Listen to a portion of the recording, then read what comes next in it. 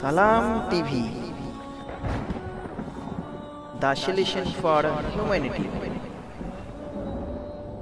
আসসালামু আলাইকুম। ওয়ালাইকুম আসসালাম। স্ত্রীর মাসিক শেষ কিন্তু ফরজ গোসলের আগে স্বামীর সাথে সহবাস করলে কি গুনাহ হবে, ফলে এর কাফারা কি, এবং তা কি আল্লাহ রাসূল সাল্লাল্লাহু আলাইহি ওয়াসাল্লাম দিন অস্বীকারের অপরাধ হবে, ফলে করণীয় কি?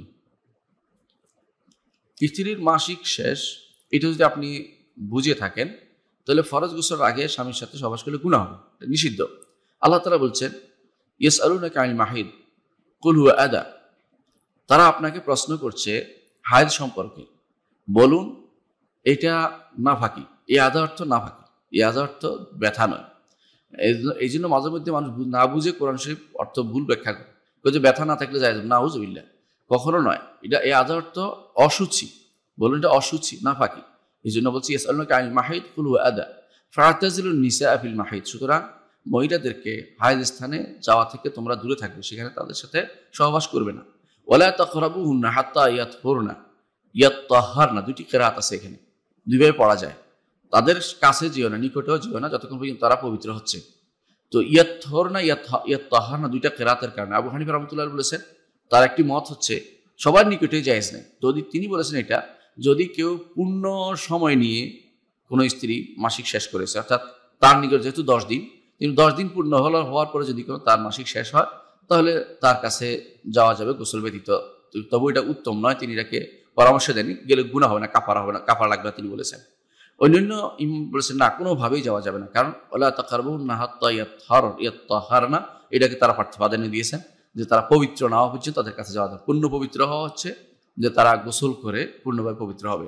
সেই জন্য কেউ স্ত্রীর মাসিক শেষ হলে ফরজ গোসলের আগে স্ত্রীর সহবাস করা তার জন্য জায়েজ হবে না, করলে সে গুনাহগার হবে। তবে কাফারা আসবে কিনা, ইমাম আউজাঈ রাহমাতুল্লাহ আলাইহি এবং কাতাদা ইবনে দিআমা সাদুসি রাহিমাহুল্লাহ, একজন তাবেঈ একজন তাবেঈন, এই দুজন ইমাম তারা বলতেন যে ওইটার উপর কিয়াস করে যে যদি কেউ স্ত্রীর সহবাস করে কি বিধান, স্ত্রীর অর্থাৎ হায়েজ অবস্থায় স্ত্রীর সহবাস কি বিধান, সেখানে স্পষ্টভাবে উল্লেখ আছে সেখানে কাজ দিতে হবে, তাকে সেটার জন্য এক দিনার সদকা করতে হবে, অথবা অর্ধ দিনার সদকা করতে হবে, অথবা রুবুর দিনার সদকা করতে হবে, সুলুস দিনার এভাবে আসছে, বিভিন্ন বর্ণনা আসছে। বর্ণাগুলি কেউ দুর্বল বলেছেন, কেউ সহিহ বলেছেন। সেই জন্য দিনার কত হয়, দিনার হচ্ছে 4.25 গ্রাম, 4.25 গ্রাম স্বর্ণ সদকা করতে হবে যদি কোনো কেউ স্ত্রী সহবাস করে হায়েজ অবস্থায়। এটা হচ্ছে অনেক ইমামের মত। আবু হানিফা রাহমাতুল্লাহর মত না, তিনি বলেন যে গুনাহগার হবে, তার কাছে এই হাদিস পৌঁছেনি, সেই জন্য তিনি আমল করেনি, অথবা তিনি মনে করেছেন দুর্বল, দুইটার একটা।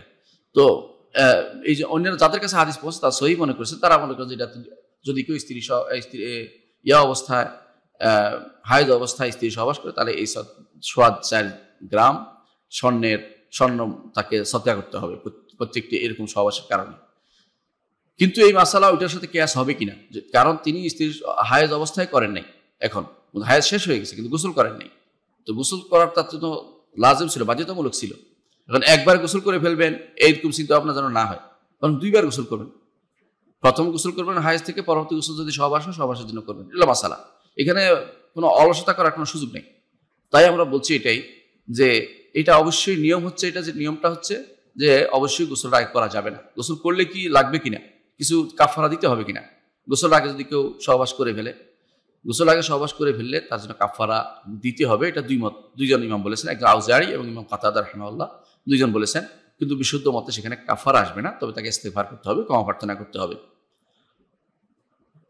এরপরে প্রশ্ন করেছেন এই সাথেই লাগানো যে যদি তা করে তাকে আল্লাহ রাসূল দিন অস্বীকার অপরাধ হবে না, এরকম কোনো অস্বীকার অপরাধ হবে না। কেন?